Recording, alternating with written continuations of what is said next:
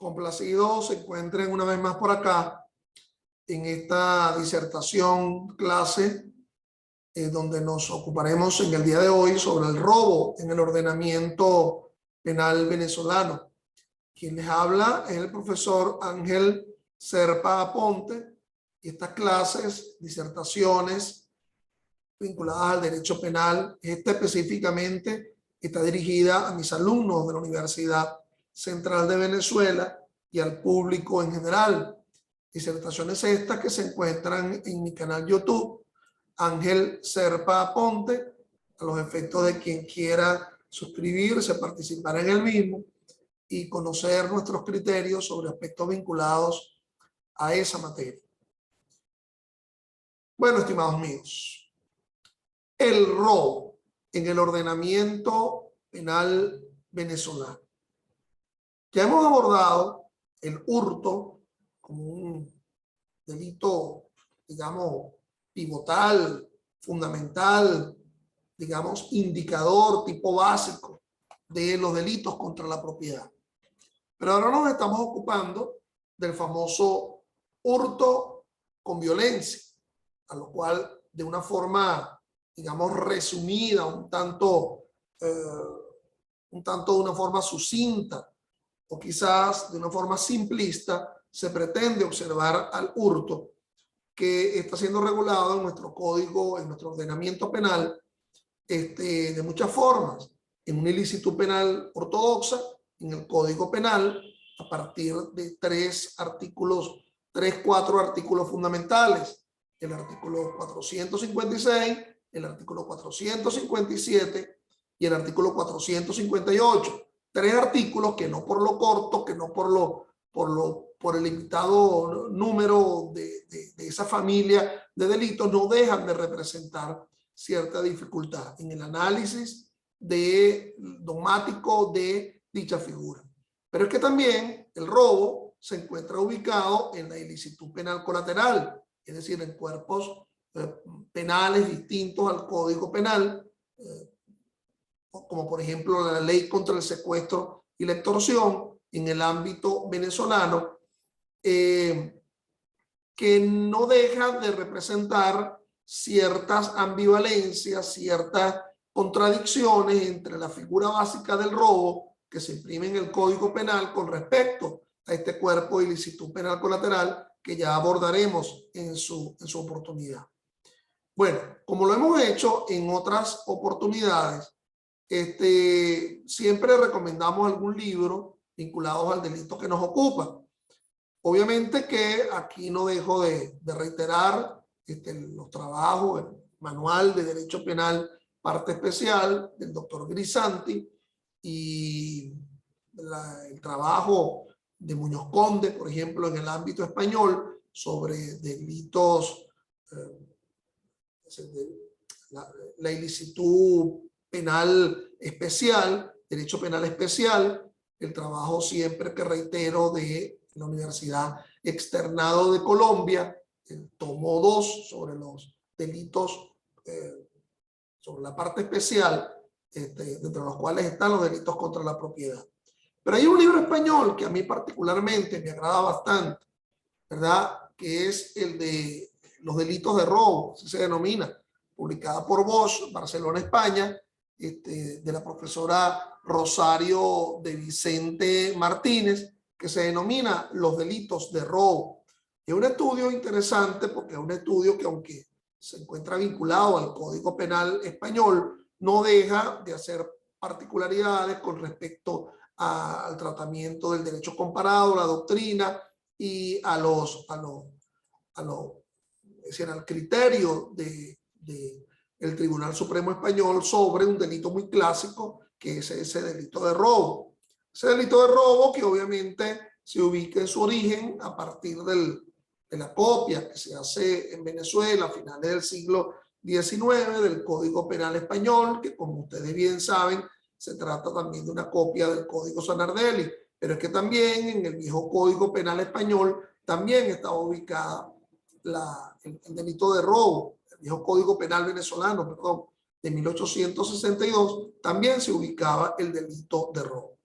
Así sin más, vamos a abordar el robo genérico, conforme lo establece el artículo 455 del Código Penal. ¿Quién? Por medio de violencia o amenazas de graves daños inminentes contra personas o cosas, haya constreñido al detentor o a otra persona presente en el lugar del delito a que le entregue un objeto mueble o a tolerar que se apodere de éste, será castigado con prisión de 6 a 12 años. Entonces, esto es lo que se viene denominando como el robo propio. Algunos hablan de robo simple, pero con una pena de 6 a 12 años, yo creo que de simple, yo creo que es muy poco. Obviamente, haciendo el parangón sobre el tipo de delito, conforme a una vertiente adjetiva, procesal, si es un delito grave o un delito menos grave, obviamente es un delito grave porque supera a los 8 años. Esto a los efectos procesales, es decir, sería posible, por ejemplo, alternativas a la prosecución del proceso, como el llamado acuerdo reparatorio y como el llamado la suspensión condicional del proceso, ni para uno ni para otro, dado el carácter complejo, pluriofensivo del delito, en primer lugar, ya que supera a los 8 años en su límite máximo de pena. Es un delito de significación. Por cierto, no es un delito fantasma, no es un delito que lo soñamos. Es decir, pareciera que en los tribunales el único robo que importa y por el cual se sanciona a todo el mundo, o a casi todo el mundo, a los que incurren en ese delito, obviamente, porque es un delito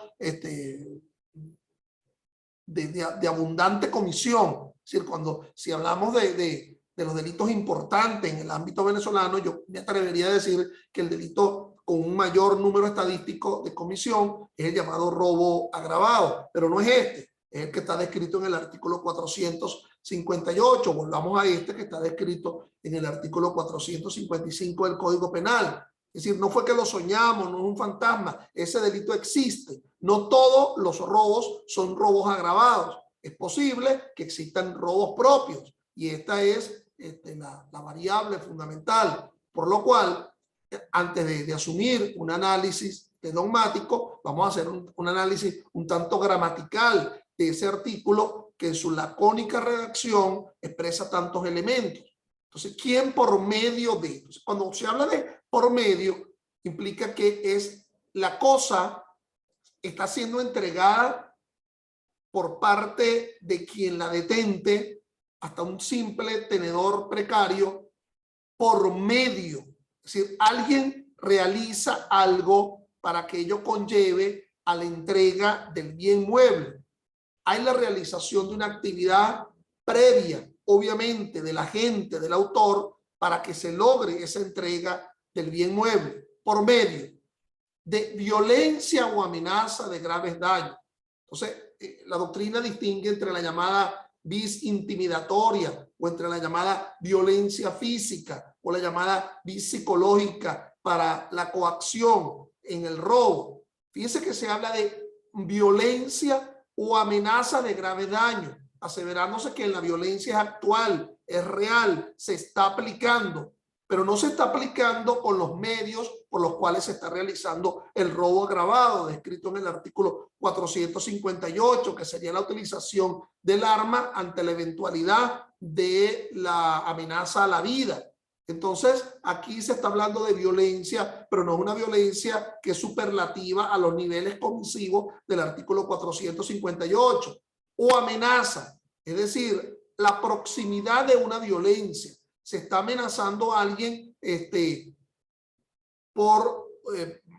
la perspectiva futura de afectar o bien sea a la persona que detenta la cosa, o bien sea violencia contra la cosa, o bien sea la violencia contra otras personas que se encuentren en el momento en que alguien detenta la cosa por la cual se coacciona a ese alguien para la entrega de la misma, siendo esa cosa un bien mueble. Entonces, violencia efectiva real o una amenaza de ella. Entonces, ese artículo 455 aborda la idea de que la amenaza imprime una posibilidad de graves daños inminentes contra personas o cosas. No es a futuro, no es a un futuro, digamos, lejano, y por lo tanto ahí se ubica la distinción entre el robo o el secuestro. Es inminente, es real, es actual de causar graves daños, con lo cual hay un elemento allí de carácter axiológico, valorativo, graves, es decir, daños de importancia, daños que de alguna forma puedan afectar de una forma real a la persona que detenta la cosa o que pueda afectar de una forma real a la propia cosa. Fíjense que me importa poco que yo no vaya a disfrutar de la cosa, pero si tú no me la entregas, yo puedo causarle un daño a ella misma. Hay un dolo, evidentemente, de provecho de la cosa mueble, pero en la aflicción, en el medio, yo llegaré hasta el nivel de violentar a la propia cosa si no me resulta entregada por la persona que lo detenta. Haya constreñido, entonces la palabra constreñir real. El constreñir ha de ser previo a la entrega. El constreñir ha de atribuirse al agente o al autor. El constreñir lo causa evidentemente la violencia o la amenaza, por lo cual evidentemente habrá una actividad por parte de la gente que no tenga una capacidad de constreñir, ¿ok? Si yo te digo, bueno, mira, te voy a poner estos lentes si no me entrega la cosa, ¿qué capacidad de constreñir puede hacer la entrega de los lentes? Pero si yo te digo en un momento determinado, mira, voy a doblar estos lentes y voy como tipo película a tratar de colocártelo, de dañarte el cuello, la cara, en fin, para que tú me entregues la cosa. Bueno, ahí evidentemente hay un cuadro en el cual se imprime una noción de coacción, de constreñimiento. El constreñimiento tiene que ser real, tiene que ser un constreñimiento que se opere frente a cualquier tipo de personas. Ese constreñimiento causado por medio de la violencia o la amenaza. A esa persona que detenta la cosa o a otra persona presente en el lugar del delito. Yo voy a violentar o asumo una amenaza contra Pedro si Pablo, que está allí, no me entrega la cosa.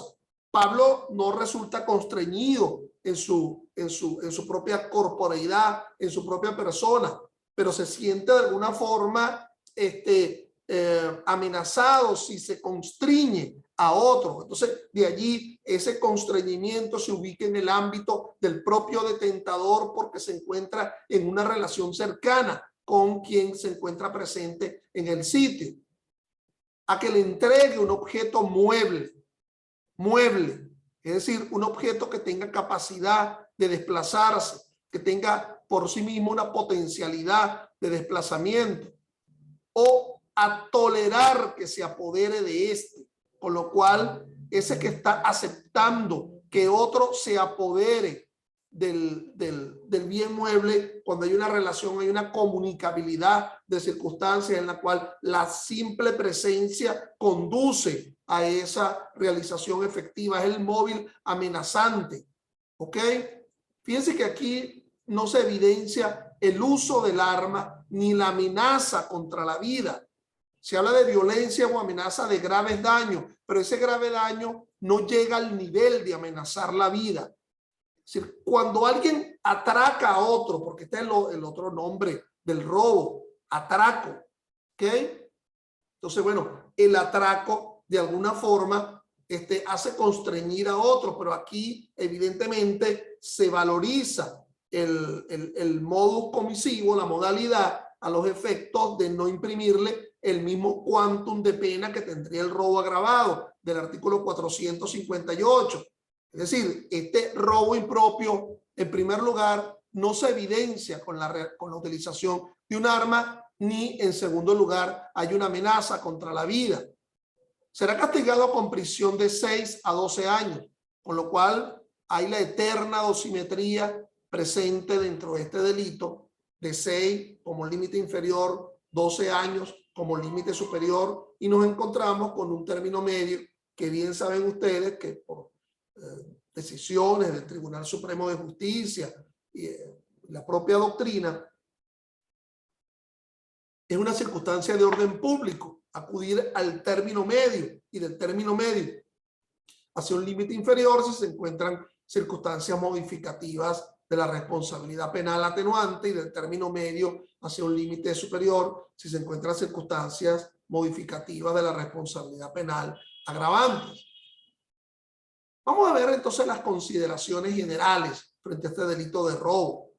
Es un delito contra la propiedad consistente en el apoderamiento de bienes muebles de otra persona, utilizando la fuerza o la intimidación, y de allí ese constreñimiento. Precisamente en esta diferenciación, ¿ok?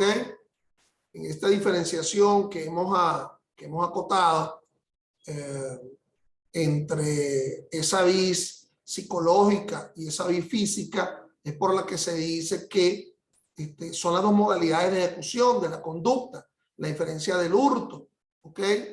Es decir, hay por un lado el uso de la fuerza o por el otro lado la intimidación futura de amenaza, ¿ok? Esa amenaza como una intimidación a una circunstancia futura.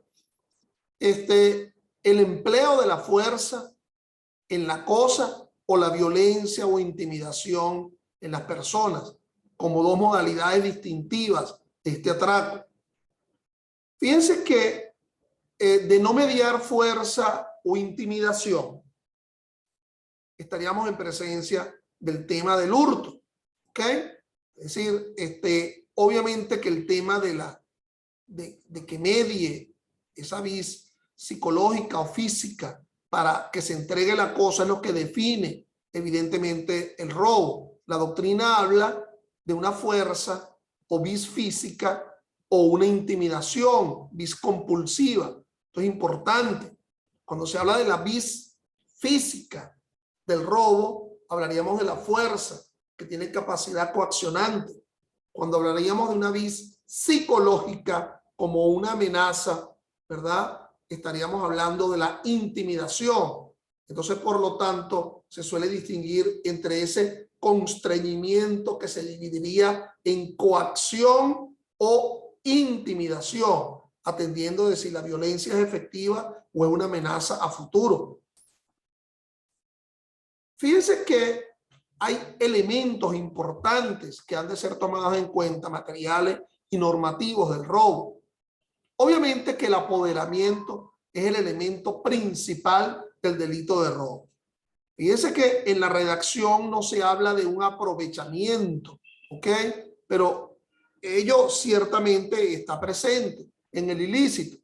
El apoderamiento es ilícito, es decir, no es consentido por el ofendido como conducta típica del robo. Y en ese apoderamiento se consuma el delito de robo, el llamado momento consumativo del delito de robo, lo cual lo ha venido desarrollando también la propia jurisprudencia del Tribunal Supremo de Justicia. El apoderamiento como una posesión material de la cosa, pero esa posesión material es luego de una entrega. Hay una entrega personal al autor.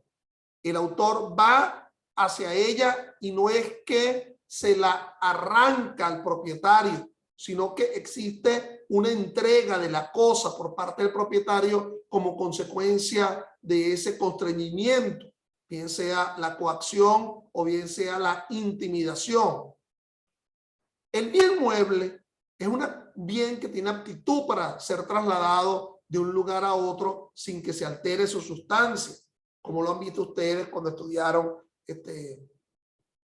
introducción al derecho, por ejemplo, o bienes o derechos reales. Aquí obviamente hay que distinguir al bien, digamos, mueble por excelencia, el que puede desplazarse, que es el vehículo automotor. Y ese vehículo automotor estaría siendo regulado por otra ley, la ley, en el caso venezolano, la ley contra el hurto y robo de vehículos, que más o menos tiene los similares matices a los establecidos en el robo, pero que aquí se cualifica en primer lugar por el valor per se de ese objeto pasivo del delito, sino también por las modalidades en las cuales implica el desplazamiento de dicho bien mueble. Eso se regula en otra ley. Obviamente que la cosa es una cosa ajena, ¿ok? Porque nos preguntaríamos, si se asume una violencia o un constreñimiento para que se me entregue la cosa que es mía, bueno, estaríamos en el ámbito de otro delito, ¿ok? Delito de daño, hacerse justicia por sí mismo, etcétera, etcétera. Pero obviamente en el dolo, ¿qué está en el dolo del que roba? ¿Sí? ¿Cuáles son los elementos del dolo del que roba? Allí estaría presente noción de la capacidad aflictiva de mi acción u omisión. Pero ¿cuál es la capacidad aflictiva? Sé que la fuerza que estoy utilizando o la intimidación que estoy utilizando tiene una capacidad constriñente frente a un detentador de la cosa. Sé de ello. ¿Ok? Si no existiera esa violencia o esa intimidación, la persona no me entregaría la cosa. En segundo lugar, sé que esa persona no me quiere entregar la cosa, evidentemente. Es decir, que espera la violencia mía a los efectos de la entrega de la misma. En tercer lugar, sé del carácter ajeno de esa cosa, es decir, que no me pertenece de forma alguna. Ante todos estos elementos cognitivos del dolo, hablaríamos ahora del elemento volitivo. Voy en procura de, ejerzo, realizo actos preparatorios, actos ejecutivos para apoderarme de la cosa con un fin de aprovecharme de la misma.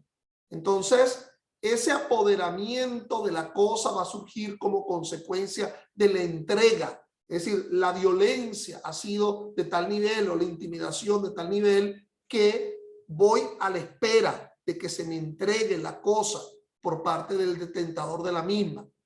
Entonces, el apoderamiento obviamente es sin derecho. La antijuricidad es integrante general de todo delito y obviamente de este delito también. Porque hay un disvalor de la acción con respecto al derecho, con respecto al derecho, con respecto al derecho. Bueno, porque ese apoderamiento no es tolerado, no es consentido por la ley. Es un apoderamiento como consecuencia de una entrega constreñida que no está tolerada por el derecho de forma alguna, es decir, es antijurídica. Es contra la voluntad libre o expresa de la persona que detenta el bien. Es contra la voluntad indudable, no hay ninguna duda al respecto. Y además es en ausencia de voluntad del ofendido que se logra ese apoderamiento como consecuencia de la entrega. Hablemos del momento del robo. No solamente para definir el momento consumativo, sino para verificar, por ejemplo, si se tolera, si se permiten fórmulas imperfectas del robo, ese iter criminis, la posibilidad de tentativa o de frustración, siendo un delito no de mera conducta, sino un delito de resultado. Entonces, allí esos momentos del robo hay que tomarse en cuenta y así lo atiende la doctrina. Antes del apoderamiento sería un medio preparatorio facilitador del robo. Es decir, todo lo que ocurre antes del apoderamiento sería un acto ejecutivo tendente a B. En el preciso instante del robo, cuando el agente arranca los bienes a su víctima.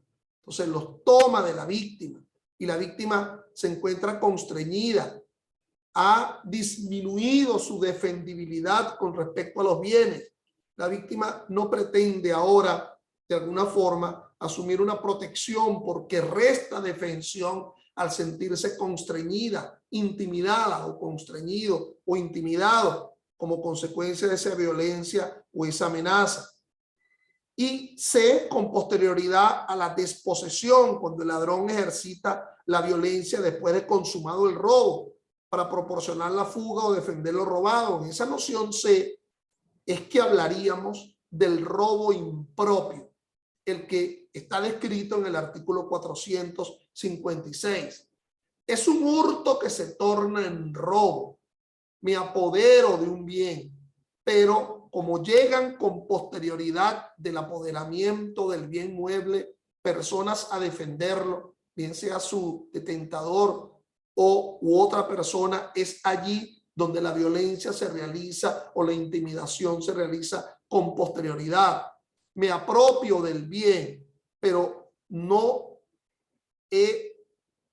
a partir de apropiarme del bien, lo cual he realizado sin violencia, a partir de ahora se ejerce la violencia. Una violencia intimidante para procurar una huida, para procurar ese aprovechamiento pleno y efectivo del bien mueble. Veamos el análisis que siempre se suele hacer, ¿verdad? En la estructura básica. Perdón, aquí me equivoqué, en lugar de hurto es robo. Entonces, bueno, el verbo que dirige la acción es entregar. El acto consumativo del robo, el verbo rector, es desplegar una acción tendente a ese apoderamiento por medio de la violencia. El sujeto activo es cualquiera, indiferente, indeterminado. Si la norma no establece específicamente una cualidad. En cuanto al sujeto pasivo, también es indiferente, indeterminado. Puede ser el propietario, el poseedor legítimo, un tenedor precario del mismo. El objeto material, como lo he reiterado, es un bien mueble que le pertenece a otro. Ese bien mueble que le pertenece a otro es ajeno a los efectos de la gente. ¿Okay? Ese concepto de cosa mueble, como lo dice la doctrina, es de carácter funcional. Es decir, no es un tema que se aborda a partir de reconocimiento, de justos títulos, la exigencia en el momento de justos títulos. Es decir, es al momento. Se sabe que no es mío y que lo quiero ingresar en el ámbito mío como consecuencia de la violencia. El bien jurídico es complejo, es pluriofensivo, porque evidentemente es la propiedad, pero también estaríamos hablando de la integridad, la libertad, la integridad personal, la corporeidad de la propia persona. Por eso es que conforme, por ejemplo, al Código Orgánico Procesal Penal, cuando habla del acuerdo reparatorio, artículo 41, perdón, del Código Orgánico Procesal Penal, dentro de los delitos para los cuales es proclive el acuerdo reparatorio, se habla de los delitos contra la propiedad cuyo bien jurídico sea indisponible, porque no podremos disponer de la libertad, porque no podremos disponer de la integridad corporal. La propiedad sí es disponible, porque alguien puede ceder, vender, transar, arrendar un bien mueble o un bien inmueble, pero en este caso estamos hablando del bien mueble, pero es que es otro, además de la propiedad, el bien jurídico que está siendo afectado. Entonces, por lo tanto, es un delito pluriofensivo. Y obviamente que la culpabilidad es un delito doloso. Es una culpabilidad dolosa.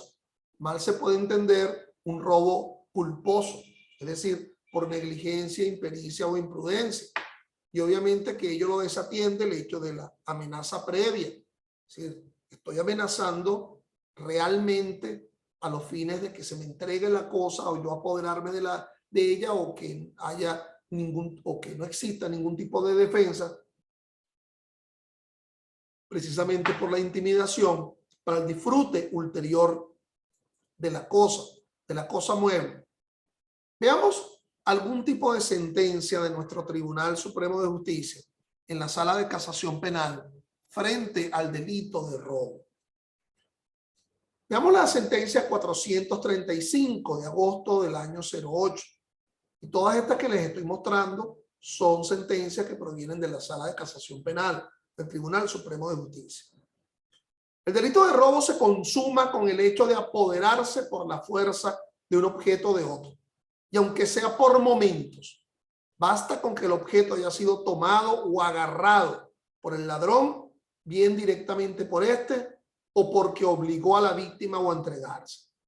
Entonces, el apoderamiento con violencia de la cosa o la violencia con miras a la entrega de la cosa muerta.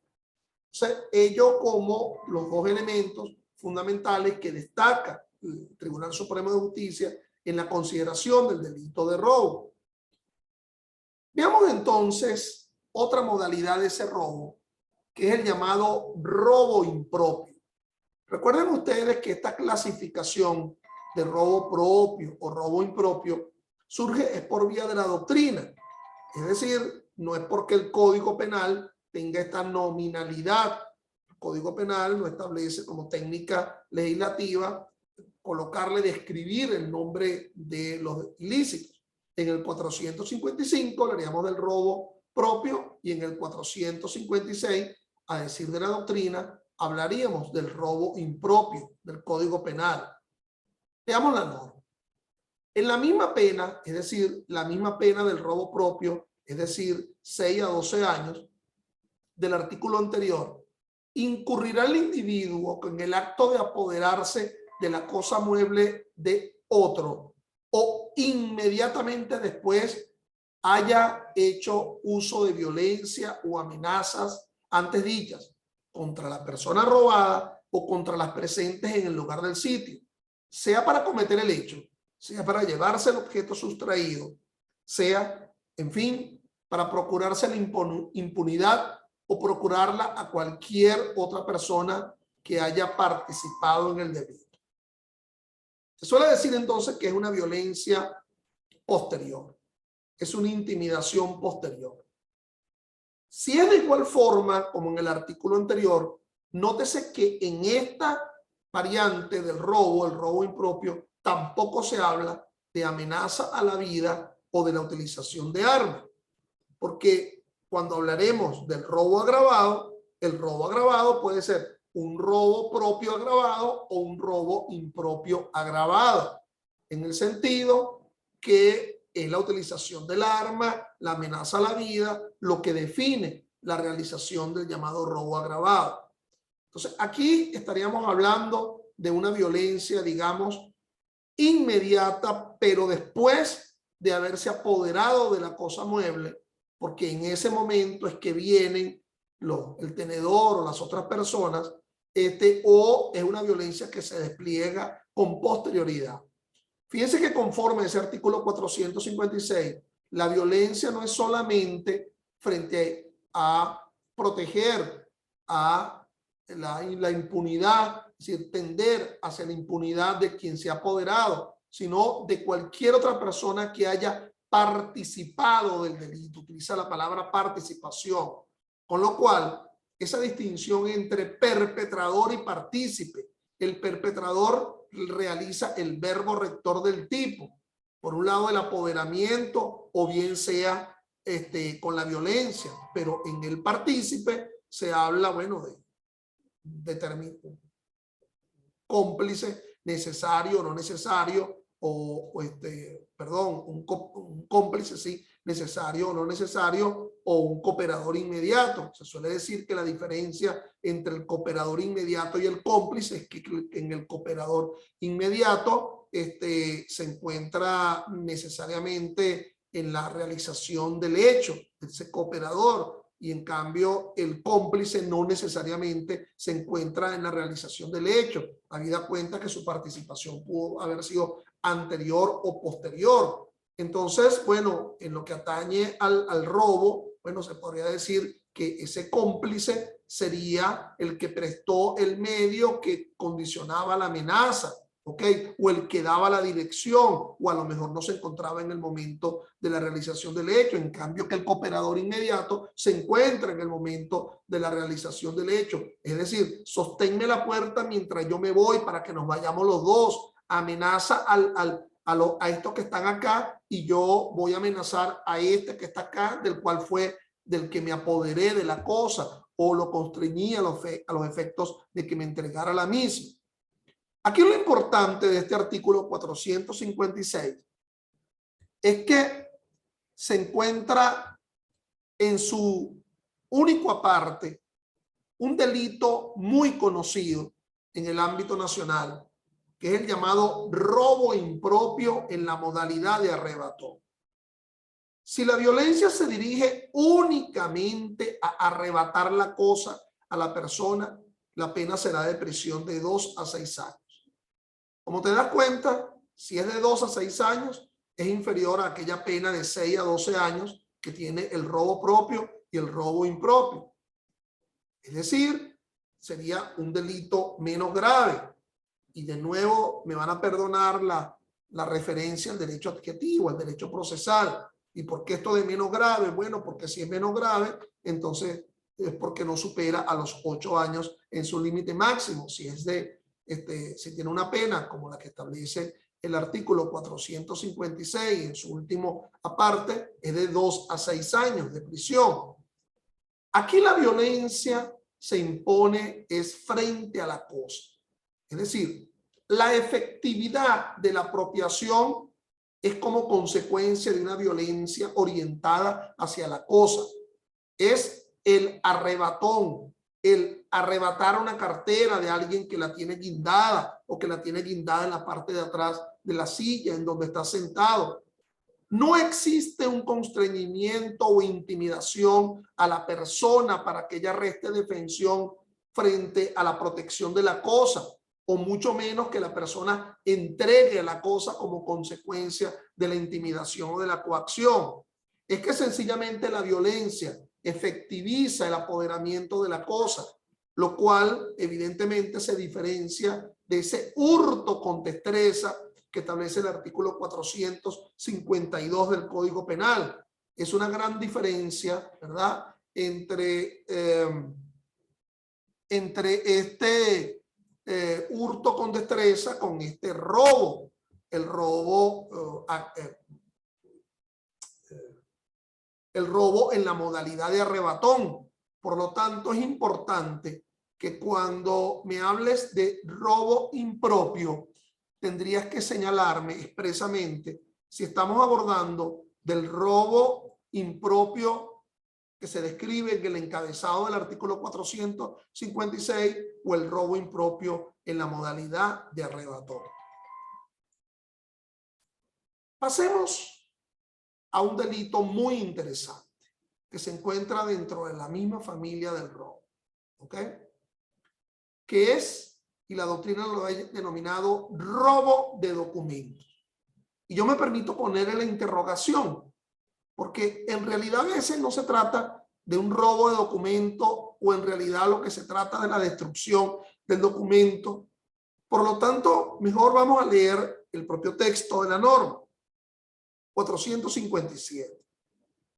Quien por medio de violencia o amenaza de un grave daño a la persona o a su bien sigue estando presente esa vis psicológica, esa vis intimidatoria, haya constreñido a alguno a entregar, suscribir o destruir en detrimento suyo o de un tercero un acto o documento que produzca algún efecto jurídico cualquiera, será castigado con prisión de 4 a 8 años.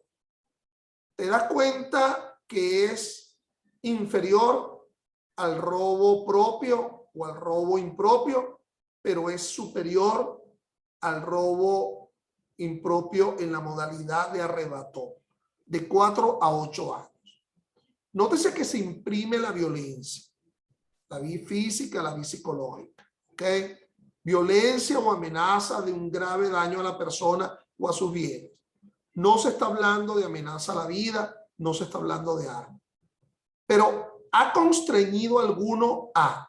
Ese alguno ha entregado un acto o documento. Es decir, esto de acto viene del viejo español. Se podría asimilar al concepto de acta, al concepto de algo que tiene un valor facial per se, que representa un negocio jurídico. Pero si evidentemente estamos hablando de delitos contra la propiedad, obviamente que aquí ese constreñimiento es porque ese documento o ese acto tiene un reflejo en lo que atañe a la propiedad. Pudiera ser de una propiedad, de un bien inmueble, perfectamente posible. Te constriño a que firmas la venta de tu apartamento, de tu moto, de tu casa. Ahora bien, te constriño para que firmes un acta de matrimonio. Es distinto. Estaríamos hablando de otro ámbito. ¿Ok? Porque aquí evidentemente se trata de delitos contra la propiedad.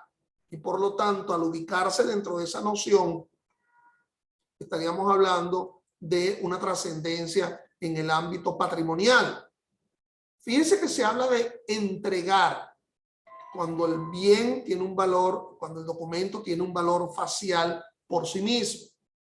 No sé cómo están ustedes ahorita en el ámbito del derecho privado, pero se hablan de documentos que tienen un valor facial, que independientemente del contrato por el cual se originó ese documento, el documento per se tiene un valor por sí mismo. Y por lo tanto, el no mantenimiento en el ámbito de ese documento, en poder de una persona y sí en poder de otro, le releva, le quita el valor. El típico ejemplo es la letra de cambio, los giros. Es decir, cuando alguien suscribe una deuda, dice yo te firmo una letra, se supone que quien prestó el dinero, que sería el acreedor, se queda en posesión de la letra, del giro. Y el que debe el dinero no puede estar en posesión del giro, porque si el que debe el dinero está en posesión del giro, es porque ya ha pagado la letra. Por lo tanto, aquí se está obligando a que se entregue esa letra, ese giro, con un valor facial per se, a los efectos de lograr que se releve el pago de una deuda, de una obligación. Por lo tanto, se configura, sigue siendo obviamente un delito contra la propiedad. Pero fíjense que acá, dentro del propio artículo 456, también se habla que se haya constreñido a alguno a destruir en detrimento suyo. Es decir, el que se encuentra coaccionado está rompiendo la letra. Entonces, fíjense que yo te debo un dinero. ¿Y dónde se sustenta? En el giro. ¿Qué giro? Por favor, asumo una amenaza frente a ti para que destruyas el giro. No me lo estás entregando. Destruye, resta ese valor facial. Obviamente que esto mal podría ser posible frente al rompimiento de una copia certificada de un documento de propiedad de un inmueble, puesto que el documento de propiedad de un inmueble, por la vía de la tradición, transferencia en el ámbito registral, se encuentra perfectamente registrado en una institución pública que da fe erga omnes frente a todo de la propiedad de un determinado inmueble. ¿Ok? Mal podría decir que te estoy constriñendo para el rompimiento de una copia certificada y que eso configure el delito del artículo 456. Si es una copia certificada, el original se encuentra dentro del propio libro.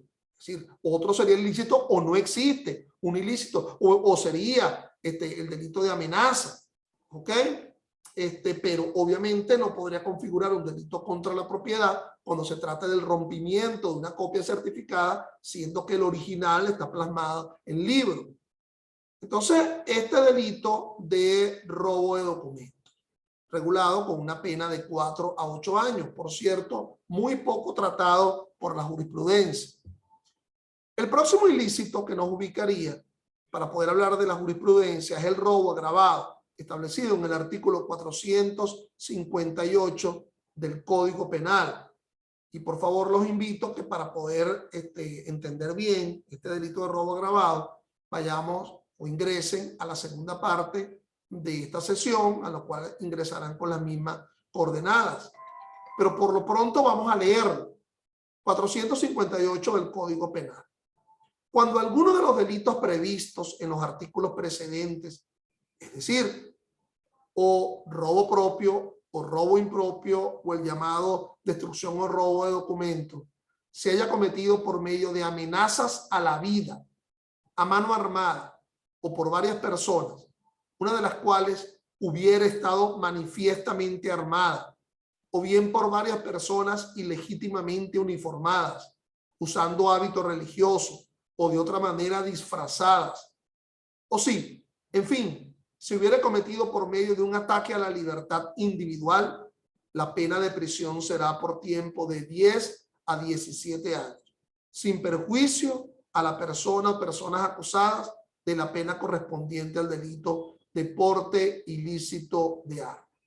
Como se ve, en este robo agravado del artículo 458 del Código Penal, se empeora la circunstancia comisiva por las variables allí establecidas.